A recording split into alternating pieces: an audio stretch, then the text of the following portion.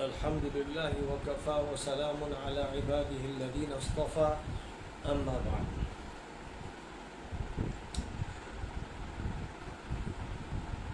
کل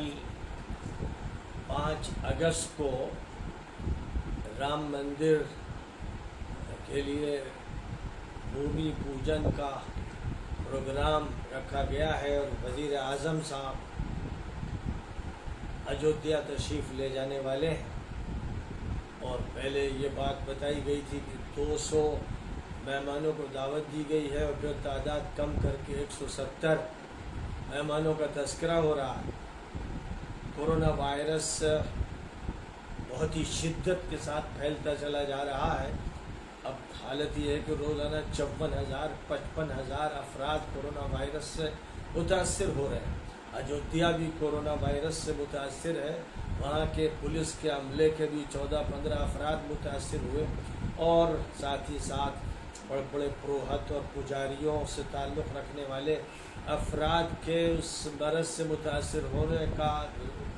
اظہار بھی ہو گیا. اور ابھی نہیں معلوم ہے کہ کتنے ایسے پنڈت پروہت پجاری ہیں جو اس سے متاثر ہیں. ظاہر ہے کہ دھیرے دھیرے تحقیقات سامنے آتی چلی جائیں گی اور ایک حقیقت یہ بھی سامنے آ رہی ہے کہ جو لوگ ابھی تک بچے ہوئے تھے اور جن کے بارے میں یہ کہا جا رہا تھا کہ وہ اس سے متاثر ہوئے اور انہوں نے ملک میں کورونا وائرس پھیلایا، اب صورتحال بالکل بدل گئی ہے. الزام لگانے والے کٹہرے میں کھڑے کر دیے گئے ہیں اور اللہ تعالیٰ ان کی باز پرس کر رہا ہے اور مرض کا رخ اب ان کی طرف اللہ کی طرف سے کر دیا گیا ہے. کسی کا انتقال ہو رہا ہے، کوئی بیماری میں اسپتال میں داخل ہے، تو یہ نظام الہی ہے اور اس نظام الہی کو چلانے والا ایک اللہ ہے، ایک ایشور ہے، ایک لارڈ ہے جس کی مشیت چلتی ہے، جس کا ارادہ چلتا ہے، جس کے فیصلے چلتے ہیں. بہرحال یہ جو موقع ہے، اس موقع پر جو پھر سے سرگرمی بعض مسلمان تنظیموں جماعتوں کی طرف سے دکھائی جا رہی ہے اور بابری مسجد کے قضیے کو پھر گرمایا جا رہا ہے اور پرسنل لا بورڈ بھی اپنی زندگی کا ثبوت دینا چاہتا ہے اور وہ یہ چیلنج دے رہا ہے کہ مسجد جہاں تھی وہیں ہے، وہیں رہے گی. آپ مندر بنا لیجئے، کل پھر مندر کو توڑا جائے گا اور مسجد بنائی جائے گی. یہ بات پرسنل لا بورڈ کی طرف سے کہی گئی اور الفاظ کبھی ہلکے اور کبھی بھاری اور گرم استعمال کرتے ہوئے مختلف تنظیموں کی طرف سے مختلف باتیں کی جا رہی ہیں. لیکن لوگوں کو اس پر غور کرنا چاہیے کہ ایک ایشو کو جس کو انہوں نے سپریم کورٹ پر ڈال دیا تھا اور وہ طویل عرصے سے اسی کے انتظار میں تھے کہ کورٹ کا جو فیصلہ ہوگا وہ ہمیں منظور ہوگا، اس کا انہوں نے وعدہ کیا تھا، عہد کیا تھا، بیانات دیے تھے، صراحتیں کی تھیں اور آخری دور میں تو کلیتاً تمام جماعتوں اور تنظیموں کے ذمہ داروں نے اس کا اعلان کر دیا تھا کہ سپریم کورٹ کا جو فیصلہ ہوگا وہ ہمیں منظور ہوگا. تو کیا اتنی موٹی بات بھی لوگ نہیں جانتے کہ کورٹ کا فیصلہ آپ کے حق میں بھی ہو سکتا ہے، آپ کے خلاف بھی ہو سکتا ہے؟ اور جب آپ اس بات کو جانتے ہیں اور یہ ایک حقیقت ہے جانی بوجھی ہوئی، ایک دیہاتی بھی اس کو جانتا ہے اور پڑھا لکھا بھی جانتا ہے، تو اپنے قول و قرار پر برقرار رہنا چاہیے کہ پھر فیصلہ ہمارے حق میں ہو یا ہمارے خلاف ہو. ہمارے خلاف ہو تو ہم یہ کہیں کہ سپریم کورٹ نے یہ ظلم کیا اور وہ ظلم کیا، اور سپریم ہی کورٹ کے حوالوں کے ساتھ ہم یہ کہیں کہ سپریم کورٹ نے مانا کہ کسی ڈھانچے کو توڑ کر یہ مسجد نہیں بنائی گئی تھی، سپریم کورٹ نے مانا کہ 92 میں مسجد شہید کی گئی تھی، تو جنہوں نے بھی اس میں حصہ لیا وہ مجرم ہے اور ان کے خلاف مقدمہ چل رہا ہے، چلنا چاہیے، ان کو کیفر کردار تک پہنچنا چاہیے. تو سپریم کورٹ ہی کے حوالوں سے اپنی بات پیش کی جاتی ہے اور اس پر پورے اعتماد کا اظہار کیا جاتا ہے اور اس کا وہ فیصلہ جو ان کے خلاف ہوتا ہے اس میں وہ سپریم کورٹ کے بارے میں کہتے ہیں کہ وہ ظالم ہے، وہ غیر منصف ہے، اس کا جو فیصلہ ہے وہ غلط ہے. یہ دونوں باتیں درست نہیں ہوتی. ظاہر ہے کہ ہمارے بڑے بڑے علماء نے یہ بات کہی، جن میں سر فہرست نام مولانا ارشد مدنی صاحب دامت برکاتہم کا ہے کہ سپریم کورٹ عدالت کی دیوی ہے اور عدالت کا مندر ہے اور وہاں سے ہمیں عدالت ملتی ہے، ہمیں اس کی امید ہے، آج بھی ہے، کل بھی تھی۔ اتنے واضح اور صریح بیانات کے بعد پھر یہ بات اچھی نہیں ہوتی ہے کہ جس کورٹ پر آپ اعتماد کر رہے تھے اور ایک طویل عرصے سے اس کا انتظار کر رہے تھے، اور کوئی بات جو شرعی بنیادوں پر یا انسانی بنیادوں پر آپس میں بین المذاہب ہو، اس کے لیے تیار نہیں تھے، جبکہ اس کی تو دعوت قرآن میں دی گئی ہے، انسانوں کو دعوت دی گئی ہے، اہل کتاب کو دی گئی ہے، بین المذاہب ڈائیلاگ کی دعوت دی گئی ہے۔ تو جب بات قرآن کے حوالے سے اور انسانیت کے حوالے سے آتی تھی تو اس کا انکار کر کے یہ کہتے تھے کہ عدالت کا منظر سپریم کورٹ ہے، جو فیصلہ آئے گا ہمیں منظور ہے۔ آخر اس پر اجماع ہو گیا، ملت کا گویا اجماع ہو گیا کہ سپریم کورٹ کا جو فیصلہ آئے گا وہ ہمیں منظور ہوگا۔ اس لیے اب انہیں یہ چاہیے تھا کہ اس فیصلے کو منظور کرتے ہوئے اب وہ اس مسئلے کو پھر سے گرمانے کی کوشش نہ کریں، اور اس طرح کی بات نہ کریں کہ جس کا مطلب یہ ہے کہ آپ جنگجو کی حیثیت رکھتے ہیں، دارالحرب میں ہیں، اور حربیوں نے ابھی فتح کر لیا، اجودھیا میں اس علاقے کو فتح کر لیا، اور آپ کی مسجد کو توڑ دیا گیا اور پھر اس کو مندر میں تبدیل کر لیا گیا۔ یعنی مندر تو اسی دن سے ہے جس دن مسجد کو توڑ دیا گیا۔ اب ظاہر ہے کہ وہ مندر ابھی باقاعدہ بننا نہیں شروع ہوا تھا، ورنہ اسی دن سے مسجد کو مندر کی حیثیت دے دی گئی، مورتی رکھ دی گئی، پوجا پاٹ کا سلسلہ چلتا رہا جو آج تک چل رہا ہے۔ تو ایک طویل عرصہ اس پر گزر چکا ہے، اور اب اس کے بعد اس کی عمارت بنانے کی تیاری ہو رہی ہے۔ تو گویا آپ جو فیصلے کر رہے ہیں جنگجو یانہ فیصلے کر رہے ہیں، اور آپ یہ کہتے ہیں کہ آج تمہارے ہاتھ میں طاقت ہے، تم مندر بنا لو، کل ہمارے ہاتھ میں طاقت ہوگی، ہم مندر توڑیں گے۔ یہ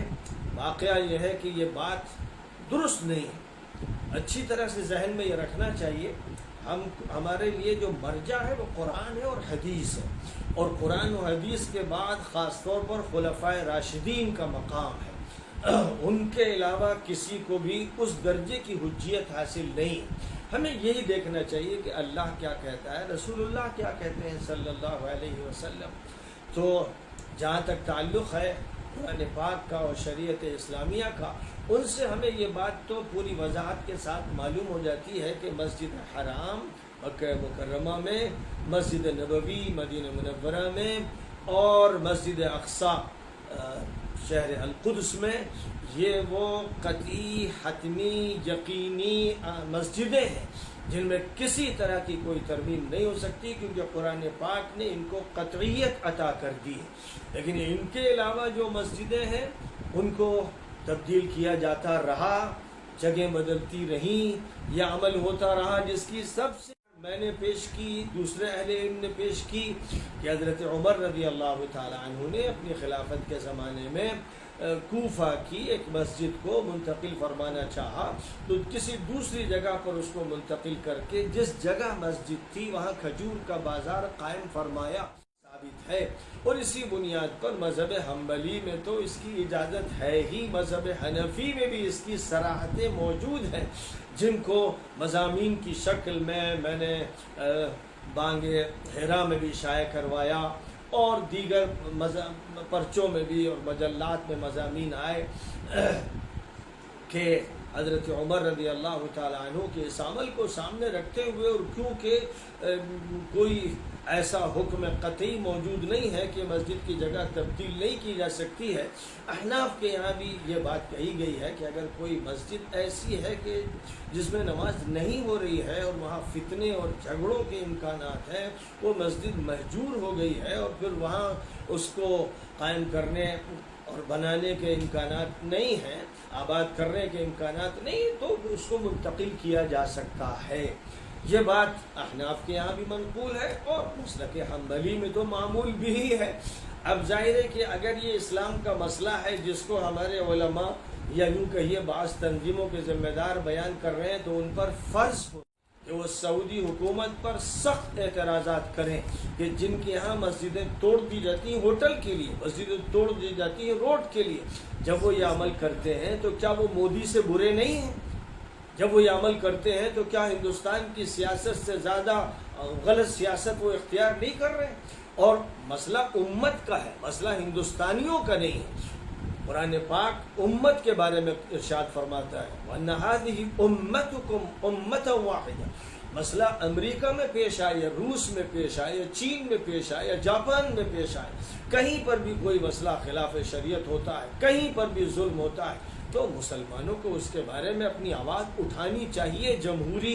جمہوری اقدار کا اور جمہوری اصول کا استعمال کرتے ہوئے اپنی بات کہنی چاہیے۔ کیا بات ہے کہ یہی علماء وہاں سعودی حکومت کے کھلے مظالم پر خاموش رہتے ہیں، اور بے شمار مسجدیں توڑ دی گئیں کسی ہوٹل کے لیے، کسی امیر اور کسی دولت مند کے کسی مکان یا کسی عمارت کے بنانے کے لیے اور روڈ کی توسیع کے لیے۔ یہ عمل مسلسل ہو رہا ہے، اور جو توسیعات ہوئیں حرم شریف کی،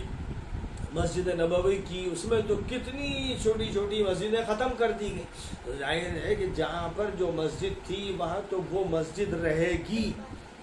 اس لیے اس کو نمبر 2 یا نمبر 3 کی حیثیت نہیں دی جا سکتی، اور اس توسیع میں بھی وہ شامل نہیں ہوگی جو توسیع صرف مسجد کے لیے نہیں ہو رہی ہے۔ مسجد ہی کے اس احاطے میں استنجے خانے بنے ہوئے ہیں، غسل خانے بنے ہوئے ہیں، مارکیٹ بنے ہوئے ہیں، بہت سی چیزیں ہیں جو اسی پورے ماحول میں فراہم کی گئی ہیں، اور جو کچھ بنایا گیا ہے، بڑی بڑی جو بلڈنگیں مسجد نبوی کے ارد گرد نظر آ رہی ہیں اور مسجد حرام کے ارد گرد نظر آ رہی ہیں، ان میں کتنی مسجدوں کے ملبے ہیں جنہیں دبا دیا گیا، ہوٹل بنا دیے گئے، اور ہوٹل بھی یہودیوں کے بنائے گئے، مشرکوں کے بنائے گئے۔ تو مجھے سمجھ میں نہیں آتا کہ جو علماء کہلاتے ہیں، جن کی زبان حق ترجمان ہونی چاہیے، جن کو بات قرآن اور حدیث کی کہنی چاہیے اور امت کی ترجمانی کرنی چاہیے، وہ اپنے ظالموں اور مجرموں اور ستمگروں کے بارے میں زبان چوسی لیتے ہیں۔ ان کے ہونٹوں پر کیا بات ہوتی ہے کہ ٹیپ چپکا دیا جاتا ہے، وہاں پر لگتا ہے کہ مسئلہ حق اور ناحق کا ہے ہی نہیں۔ ایک تو یہ مسئلہ ہے، دوسرا مسئلہ یہ ہے کہ پنجاب میں 1947 کے فسادات میں اور اس کے بعد جتنی مسجدیں توڑی گئیں اور جتنی مسجدوں کو باڑے میں تبدیل کیا گیا، شراب خانوں میں تبدیل کیا گیا، کیا بابری مسجد سے کوئی فرق ہے؟ یہاں تو یہ مسئلہ چل رہا ہے 19ویں صدی سے، بلکہ پچھلی صدیوں میں اس طرح کے جھگڑے نہیں تھے، لیکن بہرحال کسی نہ کسی حیثیت سے مسئلہ تھا، اور 19ویں صدی سے تو گرما گرم صورتحال میں یہ مسئلہ چلتا رہا۔ جہادی کارروائی بھی ہوئی اور اس میں ناکامی بھی ہوئی، اور اس کے بعد 20ویں صدی پر غور کیجئے تو یہ مسئلہ گرما گرم رہا۔ پھر ملک آزاد ہوا، اور ملک کی آزادی کے بعد 1949 میں مسجد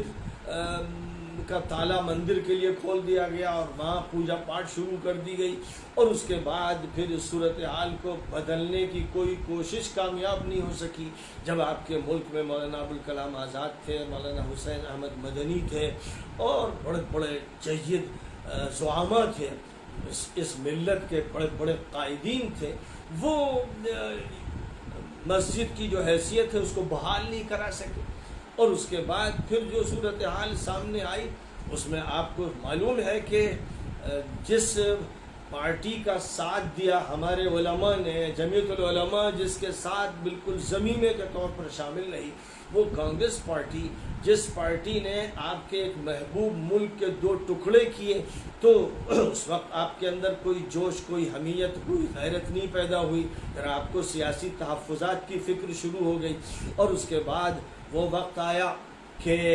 سن 1986 میں راجیو گاندھی نے شیلا نیاز کرایا۔ جو آج مودی کرنے جا رہے ہیں وہ کام تو راجیو گاندھی کر چکے، کام دیا تو نہ ان کی محبت میں کوئی فرق آیا اور نہ اندرا گاندھی کی محبت میں کوئی فرق آیا۔ ہمارے یہی علماء، مولوی اور طلباء اندرا گاندھی کے لیے استعمال ہوتے رہے، اور اندرا گاندھی کے لیے جیل جاتی پر بلایا گیا، اور اس کے بعد پھر دیوبند کے ٹکڑے ہوئے۔ یہ سارا عمل رہا۔ جس عورت نے اس ملک میں اس امت کو سب سے زیادہ نقصان پہنچایا، اور 1947 سے مابعد کے دور میں مسلمانوں کو ننگا بچا کر دیا، جن کی نمائندگی 35-36% تھی ملازمتوں میں اور دیگر میدانوں میں، ان کی اس نمائندگی کو کانگریس کے دور میں کم کر کے 0 پر لے آیا گیا، 1%، آدھا فیصد اور 0 پر لے آیا گیا۔ یہ ساری خدمات انہوں نے انجام دی۔ اور جب گولڈن ٹیمپل پر اندرا گاندھی نے چڑھائی کی اور سکھوں پر ظلم ہوا، اس وقت بھی مسلمان قوت کے ساتھ سامنے نہیں آئے، جن کو پوری انسانیت کی ذمہ داری سونپی گئی ہے۔ یہ اس امت کو پوری انسانیت کے لیے کے خلاف اس کو کھڑا رہنا، ظلم دلت پر ہو، ظلم سکھوں پر ہو، ظلم کمزور طبقات پر ہو، کسی پر بھی ہو، سب سے پہلی ذمہ داری اس امت مسلمہ کی ہے کہ ظلم کے خلاف زبان چلائے، قلم چلائے، اپنی طاقت کا جو بھی اس کے اندر صلاحیت ہو اس کا استعمال کرے۔ لیکن اس وقت بھی اس کو گزار دیا گیا، اور اس کے بعد پھر جو کچھ ہوا، کانگریسی کے طور میں جو کچھ پھر ہوا، اور جس طرح سے مسجد کو ڈھانے کا عمل نرسمہا راؤ کانگریسی وزیر اعظم اور مسجد ڈھائی گئی، اس کے بعد بھی مسلمانوں کی کانگریس سے وابستگی رہی، اور کانگریس ہی کا وہ ووٹ بینک رہے، اور اس کو جتاتے رہے اور اپنے کو ہراتے رہے، اور اس کو بڑھاتے رہے اور اپنے کو گھٹاتے رہے، اور اس کو عروج پہ پہنچاتے رہے اور اپنے کو ذلت کے گڑھے میں ڈالتے رہے۔ یہ سب کرتے رہے، یہ سارا عمل چلتا رہا۔ 1992 میں جو واقعہ پیش آیا، اس وقت کی فضا میں یہ کوشش کی تھی حضرت مولانا علی میاں صاحب رحمۃ اللہ علیہ نے کہ مندر وہاں بن جائے، مسجد نہ ڈھائی جائے، مسجد رہے، اور جو وقف کی اراضی ہے اسی اراضی میں مندر بن جائے، تو اس طرح مسجد محفوظ رہے گی۔ اور یہ بات بھی طے پا گئی تھی کہ مسجد میں نماز بھی ہوتی رہے گی۔ تو آج جو بہت چیخ چیخ کر بیانات دے رہے ہیں، یہی لوگ تھے جنہوں نے مولانا علی میاں صاحب کی ناک میں دم کر دیا تھا، یہی لوگ تھے جنہوں نے ان کے خلاف مضامین لکھے تھے، یہی لوگ تھے جنہوں نے یہ کہا تھا کہ مولانا علی میاں کے والد مولانا عبدالحی حسنی صاحب نے اپنی کتاب میں یہ لکھا ہے کہ بابر نے مندر کو توڑوا کر مسجد کو بنایا تھا۔ اور اس وقت یہ الزام تراشیاں ہو رہی تھیں، اور قومی آواز مولانا کے خلاف مضامین لکھ رہا تھا، اور کتنے پرچے اور رسالے مولانا کے خلاف مضامین لکھ رہے تھے، اور کتنی زبانیں لمبی مولانا کے خلاف بولیاں بول رہی تھی۔ یہ سب کچھ ہوا۔ اگر اس وقت مندر کو بننے دیا جاتا اس زمین پر تو مسجد محفوظ رہتی، عزت محفوظ رہتی، حالات بہتر رہتے، وہ نہیں ہونے دیا گیا۔ اب اس کے بعد جب نوبت آ گئی 15-25 سال کی شکست کی اور ناکامیوں کی، اور چیخ و پکار سے کچھ نہیں ہوا، اور بات اب یہ آ گئی کہ ہندو مسلمان اپنے بھائی چارے کو سامنے رکھتے ہوئے، اس بات کو سامنے رکھتے ہوئے کہ وہ ایک جمہوری ملک کے شہری ہیں، اور شہریت میں ان کو یکساں حقوق حاصل ہے، یہ حاصل ہونے چاہیے، اس لیے وہ اپنے مسائل کو آپس میں مل کر حل کریں، اپنے اپنے مذہب کی روشنی میں اور انسانیت کو سامنے رکھتے ہوئے اس مسئلوں کو حل کریں۔ تو اس کے لیے پیش قدمی کی گئی، اور یہ بات طے پائی کہ چونکہ ہمارے مذہب میں اس بات کی اجازت ہے کہ جہاں صورتحال ناگفتہ ہو، جہاں نماز پڑھی نہیں جاتی، اتنا زیادہ ہو کہ لاکھوں انسانوں نے مسجد پر چڑھائی کر کے اس کو توڑا ہو، اور وہاں مندر بنا دیا گیا ہو، اور انتظار میں وہ اس کے ہو کہ کب اس کی عمارت بنائیں گے، اور اس کے بعد مسلمانوں نے بھی پھر یہ معاہدہ کر لیا ہو اور بیان دے دیا ہو کہ کورٹ جو فیصلہ کرے گا وہ ہمیں منظور ہوگا۔ تو اب اس کے بعد اس بنیاد پر کہ حضرت عمر نے مسجد کو منتقل کیا، اور اس بنیاد پر کہ مسلک حنفی میں بھی اور مسلک حنبلی میں بھی مسجد کو منتقل کیا جا سکتا ہے، یہ بات شرعی ہے، یہ مذہبی ہے، حضرت فاروق رضی اللہ تعالیٰ عنہ کا فیصلہ ہے، اس سے گریز کرنے کی کوئی ضرورت نہیں تھی۔ اس میں حالات بھی بہتر ہوتے، بھائی چارہ بھی قائم رہتا، ہم اپنی مسجد کو منتقل کر رہے ہیں۔ اب اس کے بعد ظاہر ہے کہ یہ کہتے رہنا رہے گی، اور جس کا لازمی مطلب یہ ہے کہ آج نہیں تو کل ہم مندر توڑیں گے۔ مطلب یہ ہوگا کہ ہمیں یہ دشمنی باقی رکھنی ہے، ہمیں افہام و تفہیم کا راستہ اختیار نہیں کرنا ہے، ہمیں انسانی بنیادوں پر کسی مسئلے کو حل نہیں کرنا ہے، اور ہمیں اصل مدد قرآن اور حدیث سے نہیں لینا ہے، مسئلوں کو گرمانا ہے۔ تو پنجاب کی مسجدیں کیوں نہیں لی گئیں؟ دلی میں کتنی مسجدیں ویران ہیں اور کتنی ختم ہیں، توڑ دی گئی ہیں، انہیں کیوں واپس نہیں لیا جا رہا ہے؟ جہاں ایک فریق جھگڑے کے لیے کھڑا نہیں ہے. اور ہمارے سکھ بھائیوں کا جہاں تک تعلق ہے، جب اندرا گاندھی کا قتل ہوا اور اس کے بعد سکھوں کے خلاف کارروائی ہوئی اور ہزاروں، اس وقت سے سکھوں نے مسلمانوں کے ساتھ جو رویہ اختیار کیا وہ دوستانہ اور برادرانہ رویہ تھا. جب ان کا یہ رویہ ہے اور وہ ان مسجدوں کو دینے کے لیے تیار ہے، حوالے کرنے کو تیار ہے، تو یہ پرسنل لا بورڈ کہاں چلا جاتا ہے؟ آخر اس کو کون سی بیماری لائی کہ یہ ان مسجدوں کو واگزار کرنے کے لیے آگے نہیں بڑھتا اور دلی کی مسجدوں کو لے کر ان کو لوگوں سے آباد نہیں کرتا، عبادتوں سے وہاں مسجد ہی رہے گی. تو یہ کیسے گوارا ہو گیا؟ جوا کھیلا جا رہا ہے، کہیں شراب پی جا رہی ہے، کہیں ملبہ پڑا ہوا ہے. ان کے بارے میں غیرت کہاں گئی؟ حمیت کہاں گئی؟ دین کہاں گیا؟ بیانات کیوں نہیں آتے؟ لوگوں کو لینے میں آسانیاں ہیں، وہ مصیبتیں نہیں ہیں، انہیں لینا چاہیے. فیصلے سے ہے اور شریعت سے ہے اور مسالک سے ہے. ہمیں چاہیے کہ ہم جب بھی غور کریں تو ہم ان بنیادوں پر غور کریں، اور حکومت کا یہ فیصلہ اور بی جے پی کا یہ عمل اور فلاں کا یہ عمل، یہ حقیقت نہیں. یہ تو ایک ابال ہے، ایک جھاگ ہے جو جب تک رہے گا، جب اللہ چاہے گا چلا جائے گا. لیکن مسئلہ یہ نہیں ہے. مسئلہ یہ ہے کہ ملک کے اندر لوگوں کو خوشگواری کے ساتھ رہنا چاہیے، برادرانہ تعلقات ہونے چاہیے، اچھی شہریت کا ثبوت دینا چاہیے، اور ذہن سازی کرنا چاہیے، اور دین کی دعوت پیش کرنا چاہیے، اور دل و دماغ کو اپیل کرنا چاہیے. کام جو تھا وہ تو کرتے نہیں، اور جو کام نہیں ہے اس میں بڑے قدم آگے بڑھاتے ہیں. تو سارا مسئلہ صرف ایک مسجد کا رہ گیا.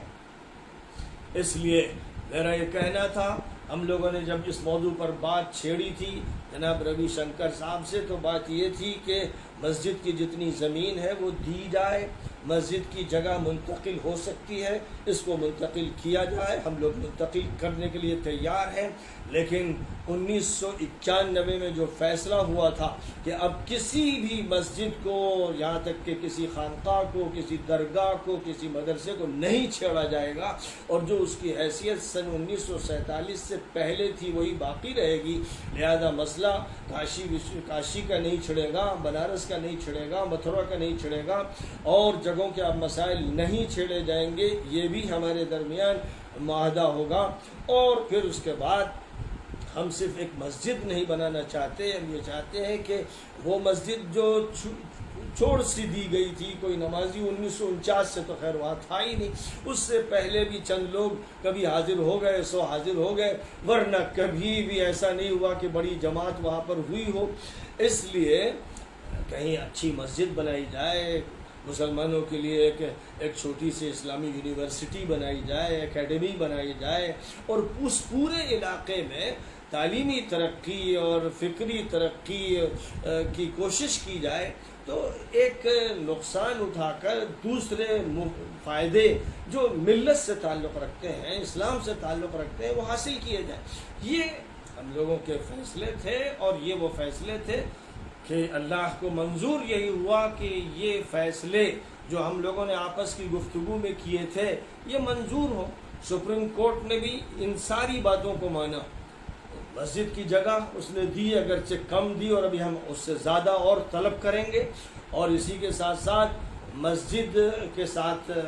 تعلیم گاہ بنے گی، لائبریری بنے گی، یہ سب باتیں بھی طے ہوئیں. یہ بھی سپریم کورٹ نے کہا، اس کو مانا کہ ہاں مسجد کو توڑا گیا، اور جنہوں نے توڑا وہ انہوں نے جرم کیا اور ان کو سزا ملنی چاہیے، تو ان کے خلاف مقدمہ چل رہا ہے، پیشی ہو رہی ہے، اور اللہ چاہے گا تو ان کو سزا مل کے رہے گی، وہ سزا سے بچیں گے نہیں اگر اللہ چاہے گا. اور اسی کے ساتھ ساتھ یہ بات بھی سپریم کورٹ نے کہی کہ 1991 میں جو فیصلہ آیا تھا اس پر عمل ہوگا، لہذا اور کسی مسجد کے ایشو کو نہ اٹھایا جائے. تو یہ ساری باتیں جو سپریم کورٹ کے فیصلے سے بہت پہلے ہم لوگوں نے طے کر لی تھی، ان پر مضامین بھی لکھے گئے تھے، بیانات بھی ہوئے تھے، وہ ساری باتیں سپریم کورٹ نے تسلیم کر لی. اب اگر یہ باتیں تسلیم کر لی اور آپ نے سپریم کورٹ کے فیصلے کو تسلیم کر لیا، اس کا اعلان کر دیا، تو اب آپ پر یہ ذمہ داری عائد ہوتی ہے کہ اب آپ اس فیصلے کو تسلیم کرتے ہوئے اس موضوع کو ختم کر دیں، اس کو چھیڑیں نہیں، اس کو گرمانے کی کوشش نہ کریں، فضا کو پھر سے خراب نہ کریں، سیاسی روٹیاں مت سیکیں، اپنی جماعت کو زندہ رکھنے کے لیے بیان بازیاں نہ کریں، بلکہ شریعت کی طرف رجوع کریں، قرآن و حدیث کی طرف رجوع کریں، خلفائے راشدین کی طرف رجوع کریں، اور اگر آپ ہیں بڑے جوش میں ہیں تو پہلے سعودیہ کا بخیہ ادھیڑ دیجئے، پہلے اس ظالم حکومت کے خلاف بات کیجئے جس نے 60,000 افراد کو، جن میں بڑے علماء ہیں، طلباء ہیں اور بے گناہ لوگ ہیں، ان کی آزادی کے لیے آواز اٹھائی ہے، اور جو کچھ وہاں پر مجرمانہ عمل، عیاشی اور بدماشی کے مجرمانہ اعمال ہو رہے ہیں، ان کے خلاف آواز اٹھائیے، اور جو مسجدیں توڑی گئی ہیں ان سے کہیے جہاں مسجد تھی ہے رہے گی، اور روڈ توڑا جائے گا، بلڈنگ توڑی جائے گی، ہوٹل ہٹایا جائے گا۔ اگر آپ مسلمان ہیں تو آپ یہ کہیے، اور اگر آپ مسلمان نہیں ہیں، سیاست باز ہیں، جملے باز ہیں اور اپنی روٹی گرم کرنا چاہتے ہیں، تو جو چاہیے بولتے رہیے، اس سے کوئی فرق نہیں پڑتا۔ جو سمجھدار عوام ہے، خاص طور پر جو پڑھا لکھا طبقہ ہے، وہ باتوں کو سمجھ رہا ہے اور وہ آپ سے دور رہنا چاہتا ہے۔ اب آپ کی وہ اس گرمی کی آنچ کو لینا نہیں چاہتا ہے، تو بلا وجہ پرانے تجربے مت دہرائیے۔ آپ کے لیے ہار مقدر ہے، طلاق کے موضوع پر بھی آپ کے لیے ہار مقدر ہوئی، مسجد کے موضوع پر بھی آپ کے لیے ہار ہوئی۔ آپ نے تو اعتماد کیا تھا پہلے سیاست پر، کانگریس کی سیاست کو آپ نے ایک دیوی بنایا تھا، اور اس کے بعد عدالت کو آپ نے اپنی دیوی یا دیوتا بنایا۔ آپ کے دیوتا کام نہیں آئے۔ اب اس کے بعد بہتر یہ ہے کہ اللہ کی طرف مکمل رجوع کر لیجئے اور عہد مکی گزار لیجئے، تاکہ عہد مدنی کا آغاز ہو سکے، اور لوگوں سے وعدے کر کے جوش مت دلائیے کہ ہم پھر غالب آئیں گے۔ مجھے حیرت ہو گئی کہ پرسنل لا بورڈ کی اگر قیادت سنجیدہ ہے تو وہ ایسی باتیں کر رہی ہے کہ جیسے بس یہاں پر طالبان کی حکومت قائم ہونے والی ہے اور ابھی وہ دور شروع ہونے والا ہے، اللہ کے فیصلے ہونے والے ہیں کہ وہ ساری مندروں کو توڑ دیں گے، اور جہاں جہاں پر بھی مسجد توڑی گئی ہے وہاں وہ مسجد بنائیں گے اور بابری مسجد کا بدلہ لے کے رہیں گے۔ یہ گرما گرم بیان پرسنل لا بورڈ کا آیا ہے، تو بہرحال ان کو مبارک ہو یہ بیان کہ جو نہ لیبیا میں مظالم پر بولتے ہیں، نہ یمن میں لاکھوں انسان قحط زدہ ہو گئے، لوگوں کے چتھڑے اڑا دیے گئے، لیکن یہ ماشاءاللہ اتنے اعلیٰ درجے کے علماء ہیں کہ ان کی زبانیں بند ہیں اور ان کا سکوت ایسا ہے کہ وہ ٹوٹتا نہیں ہے۔ انہوں نے شام کو اجڑتے دیکھا، عراق کو اجڑتے دیکھا، اور یہ دیکھ رہے ہیں کہ امارات اور سعودی حکومتیں کیسا نفاق اختیار کر رہی ہیں، اور ماشاءاللہ ان کی خاموشی پر کی داد دیجئے اور دیکھیے، ان کی گہرائیوں کو پڑھیے اور ان کے مفادات کو دیکھیے کہ رسیاں کہاں سے جڑی ہوئی ہیں، کہاں سے ان کے پاس کچھ آ رہا ہے، زندگی کہاں سے مل رہی ہے، رمق کہاں سے مل رہی ہے، یہ تو بہرحال اچھی طرح یہی جانتے ہوں گے۔ اس لیے میں سمجھتا ہوں کہ شرعی موقف کو پوری قوت کے ساتھ اظہار کرنا چاہیے، اور یہاں جو اقوام بستی ہیں ان اقوام کے ساتھ ہمیں انسانی بنیادوں پر تعلق قائم کر کے ان کو وہ دعوت دینی چاہیے جو انبیاء نے دی تھی، جس طرح انہوں نے یا قوم اعبدوا اللہ ما لکم من الہ غیرہ، اے میری قوم کے لوگوں، میری قوم سے مراد نبیوں کے ہاں ان کے چند مسلمان نہیں ہوتے تھے، پوری قوم، سارے لوگ جو کسی ملک میں کسی علاقے میں بستے ہیں ان سے وہ کہتے تھے۔ تو گویا میں یہ کہتا ہوں، اے ہندوؤں، سکھوں، اے بدھسٹوں، جینیوں، ایک مالک کی، ایک پروردگار کی، ایک ایشور کی، ایک اللہ کی عبادت کرو۔ یہی تعلیم رام کی تھی، وہ بھی یہ نہیں کہتے تھے کہ میری عبادت کرو، وہ یہی کہتے تھے کہ ایک ایشور کی عبادت کرو۔ یہی لکھا ہے ہندو مذہب کی بنیادی کتابوں میں۔ اس دعوت کو پوری قوت سے پیش کرنا ہے تاکہ ان میں بیداری پیدا ہو، وہ اپنی گمراہی چھوڑیں، وہ شرک کے دلدل سے نکل سکیں۔ اگر آپ موحد ہیں اور آپ ان کے درمیان صرف دشمنی پیدا کرتے ہیں اور جذبات بھڑکاتے ہیں تو اس کا مطلب دعوت کا راستہ بند کرتے ہیں۔ اس لیے میں نے ضروری سمجھا کہ یہ بات اس موقع پر کہی جائے۔ زبانیں اعتراض کے لیے کھلیں گی، تنقیدوں کے تیر چلیں گے۔ الحمدللہ اللہ تعالیٰ نے مجھے یہ قوت عطا فرما دی ہے کہ تیر سہتے سہتے اب جسم میں کوئی جگہ ہی نہیں باقی رہ گئی ہے مزید تیروں کی۔ اس لیے مبارک ہو تیر برسانے والوں کو کہ وہ ٹھیک ہے۔